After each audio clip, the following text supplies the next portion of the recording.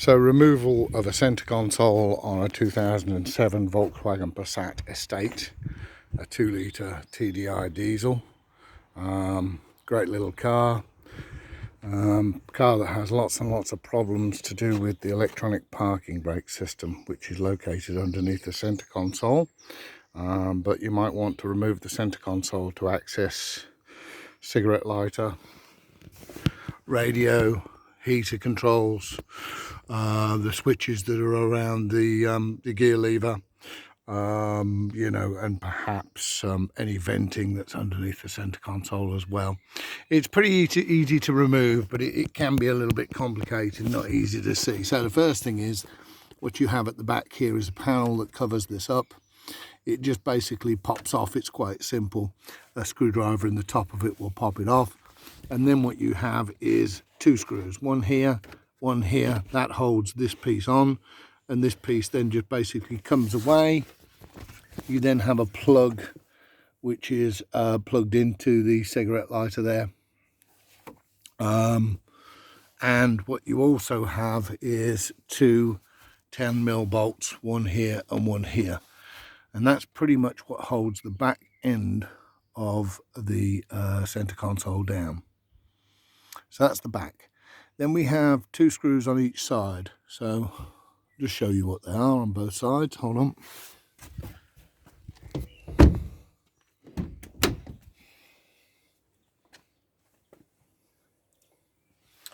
So the two screws are located.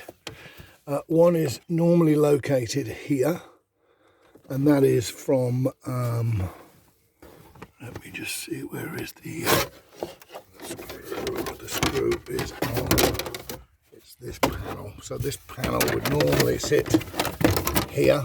This panel would normally sit there, and this screw is the one that goes into that screw hole. Okay, I've removed that one. And then there is also another screw located here. Sorry, right there. You can see it. And again, that's exactly the same on the other side. Once those two removed, it's the screws that are in the centre console. So bear with me. Let's. Okay, so what you then have is you have the centerpiece that surrounds the gear lever. Now, some people have told me that you can't remove the switches without removing the center console. I have to say, on this particular car, that's not the case. You can remove just the gear lever cover, which is just held on by a couple of clips, front and back, and those just pop off. They are tight, boy are they tight, but they are. They just pop straight off. There's nothing hard about those. And I'm going to say this is not the same on all models, so be careful. But this particular model, it's two clips at the front, two clips at the back. That pops off. And then it's possible, if you remove the rubber, it's then possible to be able to put your hand round the back of the switches. I don't think I can get one out without...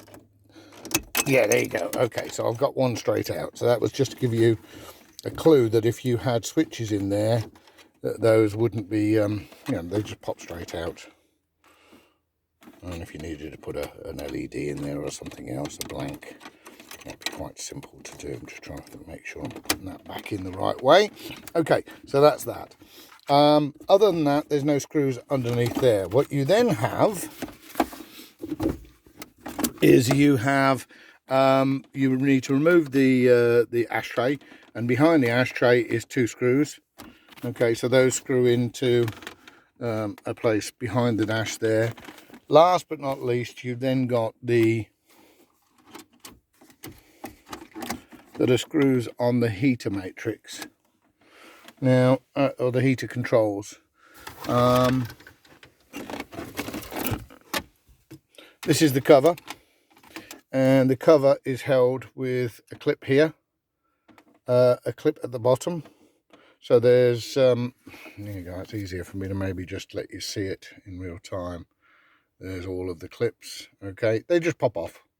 And once they pop off, you don't, it's simpler to remove the whole heater controls, which basically is just the two screws, one here oh sorry, 4 screws, sorry, one here, one here, one there and one there. So that's the 4 that hold it into the dash. That then allows you to remove it off the dash, and you then have 2 things. You've got the wiring. I'm just going to remove the wiring, but what you also have on there is the cable that's connected to the actual the vents themselves. You got to be a little bit careful with this, because when you take this off, it's not a problem. It's a clip and it just slides off. But what happened with me is, as I was removing it from the dash, it came off from the connector that it's on behind the radio. So I'm now just going to need to whip the radio out to have a look at where that refits back on, and it's quite obvious to me. It just pushes onto something. It's just and it's splined, so it has to go in a particular way as well. So, but I'm just going to put you on hold 1 second and remove these wires, because they're a little bit fiddly. And what we're actually looking for is the 2 screw holes that are here and here. Those are the 2 that are the only thing that now hold the rest of the dash in place. Other than that, it then just lifts up from the back and comes straight out. So we'll just remove those, and I'll see if I can't show you the vents that are underneath, which are quite helpful to know about. I can see that these 2 plugs are not coming out very easily, and I have a feeling what we need to do is get a screwdriver in there and just release the red things, the red clips, and I believe they're the things that are actually stopping the other clips from being pushed down. So I don't know if you can see, there's a clip here and you can't push it down because the red thing's in place. So I think what we need to do is whip the red thing out, which I believe is basically just going to allow me to then push this other button. So just again, hold on. Right, so it is as I thought. What you have to do is you get a screwdriver in between the red and the black piece, and you just pull the red one out. That then allows you to be able to push the black one. If you don't do that, you can't push the black one down, and that then allows you, that's right, to be able to push that. Bear with me.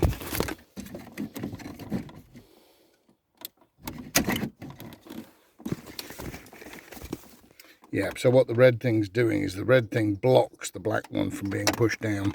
Same one on the other one. I'm just going to remove that. Okay, so that allows you to remove the whole heater controls. With that out of the way, like I said, you then just have these 2 screws, one here and one here. And then pretty much, as I remember, you lifted up the back of the center console and the whole thing just removed and came out of the way. Quite simple. So that's the removal process. That's quite easy. The only thing you need to remember when you go back in is that behind the center console, I don't know if you probably can't see it, but behind the center console there are 2 vents, and when you go to put the center console back on, if you don't line up, I don't know if you could see it down through there, I don't believe you can. I'm just going to see if I can get you a bit of light on this subject. The bottom line is, there you go, you can see the pipe and the vent itself. If you don't get those lined up when you go to put it back on, it just won't go back into place. And so bottom line is that you have to, what goes on is you can get the center console to go back to a certain point, but it just won't drop into place, and the reason why is because the 2 vents are actually stopping it from doing so.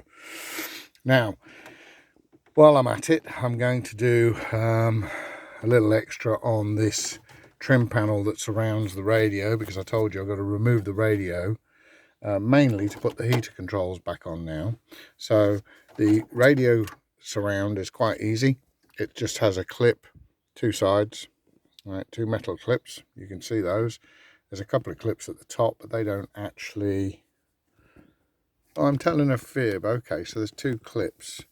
There is, and I can see one of them's been broken. I don't think that was myself. I'm pretty sure it wasn't. Okay, so there's 2 clips at the bottom, black metal ones, 2 clips at the side. Presumably the other clips are really just support, but it looks like a couple have been broken at some point or another. I'm pretty sure that wasn't myself, but it doesn't matter for this purpose. So once that surround is off, what you have is 4 Torx screws on the radio. So we'll just do that. Okay, so we've removed the 4 screws. I've got to imagine this now is just going to drop out in my hands. It looks like it's going to. Pretty sure. They're big old double DIN units. So there it is. I don't think anybody's messing around with the wiring. They have at some point. Okay. Looks like somebody's been moving the wiring around in some way, shape or form, but it doesn't really matter. That's how you remove the radio itself. And as far as that heater controls, I'm not sure I can see it from where I'm going there. I think I might need to have a quick look up from underneath the dash. I don't believe actually this is probably the best way for me to do it based on what I now see. No, I don't think that's probably the easiest way for me to get that connected back in. So anyway, but the nice thing is for you guys, the bonus is we get to see how the radio is removed, and that's quite a simple one, and it's just a usual right. Okay, so what we've got going on is somebody's got an interruption system in there, which is for a Bluetooth kit that they fitted for the telephone. So what happens is when the telephone rings, it cuts the radio out for a short while. That's all that is. So that's that. Okay, now I don't think there's any need for me to remove any of the rest of this, and it doesn't help anybody. So I'm going to stop that video at this point, and I'm assuming that when I have a look at this side of the dash with a light, I'm pretty sure I'm going to be able to get that heater control back on.